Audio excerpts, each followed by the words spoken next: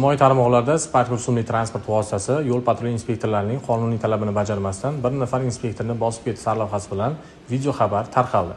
Mazkur holat joriy yilning 30-mart kuni Andijon tumani Vo'rikzor mahalla fuqarolar yig'ini hududida 1984-yilda tug'ilgan haydovchi o'zining Spark rusumli transport vositasini boshqarib ketayotib, rul boshqaruvini yo'qotish oqibatida svetoforning taqiqlovchi qizil ishorasida to'xtab turgan yana bir Spark rusumli transport vositasining orqa qismiga borib urilib, yo'l transport hodisasini sodir etgan va voqea joyidan ketib yuborgan.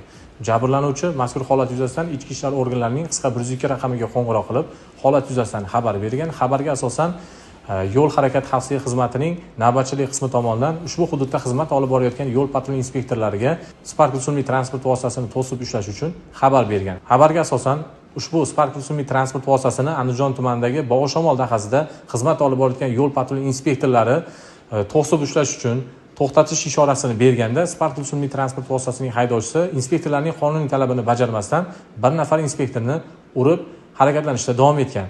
Ushbu transport vositasi Xo'jobod tumani hududidagi hayvonot bog'i oldida xizmat olib borayotgan yo'l patrul inspektorlari tomonidan to'xtatilgan va to'xtatib, haydovchidan tegishli me'yoriy hujjatlar so'ralganda, ushbu transport vositasining haydovchisi tegishli me'yoriy hujjatlarsiz va 2024-yil 11-noyabr kuni transport vositasini boshqarish huquqidan mahrum etilganligi, shuningdek, yana mast holatda transport vositasini boshqarib yurganlik holati aniqlandi. Mazkur holatdan so'ng haydovchini belgilangan tartibda tibbiy tekshiruvdan o'tkazib, ya'ni uning mastlik darajasini aniqlashlik uchun viloyat narkologiya dispanseriga olib borib, belgilangan tartibda uni tibbiy tekshiruvdan o'tkazgan va transport vositalarini vaqtinchalik saqlash uchun jarima maydoniga joylashtirilgan.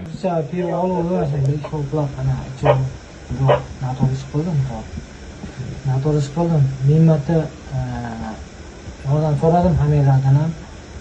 Endi kimga ishongandirman, boshqa ishongandirman, baribir qonun.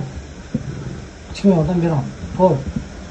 100% aybdorman. Mazkur holat yuzasidan hozirda Andijon tumani Ichki ishlar bo'linmasi yo'l harakati xavfsizligi guruhi mas'ul xodimlari tomonidan dastlabki surishtiruv ishlari olib borilmoqda.